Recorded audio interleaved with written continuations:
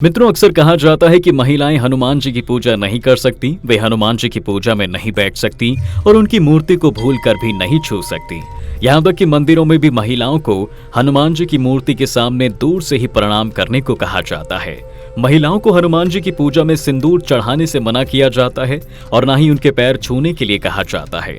मूर्ति के बहुत करीब जाने से मना किया जाता है। लेकिन ऐसा क्यों? कहा जाता है कि श्री कृष्ण की पूजा करके लड़कियां चाहती हैं कि उन्हें कृष्ण जैसा पति मिले। वैवाहिक महिलाएं प्रार्थना करती हैं कि कृष्ण उनके वैवाहिक जीवन को सुखी रखें। शिव पूजा में भी महिलाएं शिव जैसा दयालु पति पाने की कामना करती हैं। यह सच है कि महिलाओं को शिव पूजा में शिवलिंग को छूने से बचना चाहिए, लेकिन वो पूजा की सभी विधियां कर सकती हैं। हनुमान जी ब्रह्मचारी थे, यानी उन्होंने शादी नहीं की थी और गृहस्थ जीवन से दूर ही थे, इसलिए महिलाओं या फिर लड़कियों को दूर रहने के लिए कहा जाता है। दोस्तों, लोग ये भी कहते हैं कि अगर महिलाएं हनुमान जी की पूजा करती हैं तो बजरंगबली नाराज हो जाते हैं, लेकिन ऐसा बिल्कुल भी नहीं है। वहीं हिंदू धर्म ग्रंथों में महिलाओं को हनुमान जी की पूजा करने से कहीं भी मनाही नहीं की गई है। महिलाएं हो या फिर लड़कियां, सभी हनुमान जी की पूजा कर सकती हैं।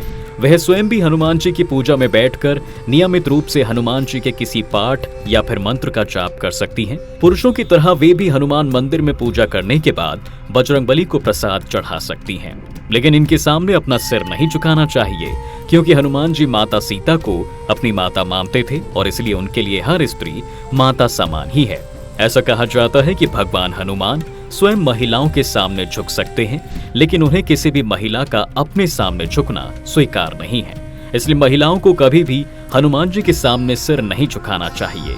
शास्त्रों में कहा गया है कि महिलाओं को हनुमान जी की उपासना नहीं करनी चाहिए। यदि किसी महिला ने 9 हनुमान जी के व्रत रखने का अनुष्ठान किया है और उसे बीच में ही मासिक धर्म आ जाता है तो यह अनुष्ठान टूट जाता है।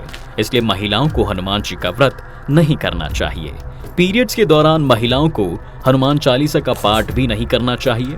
ऐसा कहा जाता है कि महिलाओं को ऐसे समय में भगवान हनुमान जी को याद भी नहीं करना चाहिए, अन्यथा भगवान क्रोधित हो जाते हैं। हिंदू रीति रिवाजों में देवी देवताओं की मूर्तियों पर जल चढ़ाना एक अनुष्ठान माना जाता है। भगवान की पूजा की शुरुआत जल चढ़ाने से ही होती है। महिलाएं सभी देवी देवताओं को जल भी चढ़ा सकती हैं, लेकिन महिलाओं को हनुमान जी की मूर्ति पर कभी भी जल नहीं चढ़ाना चाहिए।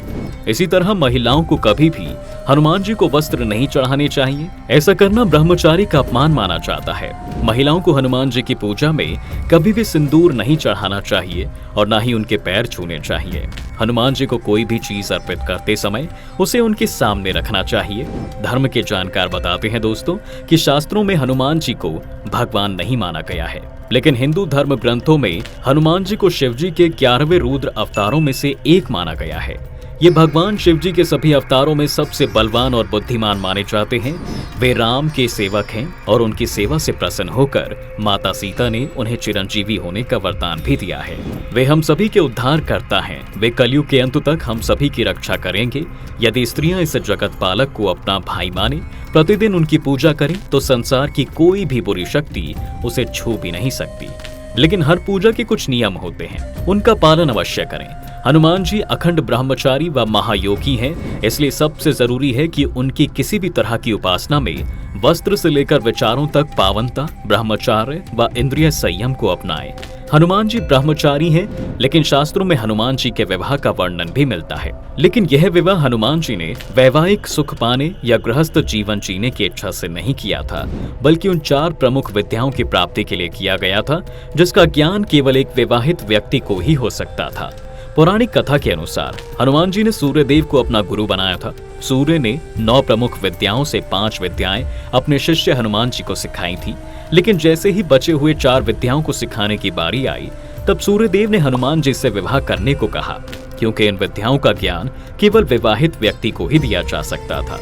अपने गुरु की आज्ञा से हनुमान जी ने विवाह करने का निश्चय किया, लेकिन अब सवाल यह था कि हनुमान जी से विवाह के लिए कन्या का चयन कैसे किया जाए। जब यह समस्या सामने आई तो सूर्यदेव ने अपनी परम तेजस्वी पुत्र सुवर्चला का विवाह हनुमान जी से करा दिया और इस प्रकार हनुमान जी और सुवर्चला का विवाह हो गया। सुवर्चला परम तपस्वी थी और इस कारण से विवाह के तुरंत बाद ही सुवर्चला तपस्या में लीन हो गई। उधर हनुमान जी अपनी शेष 4 विद्याओं का ज्ञान प्राप्त करने में लग गए।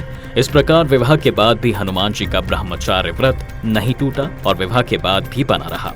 हनुमान जी हर स्त्री को माँ के समान मानते हैं और यही कारण है कि वे किसी भी महिला को अपने सामने झुकते हुए नहीं देख सकते, बल्कि वह खुद नारी शक्ति के सामने झुकते हैं।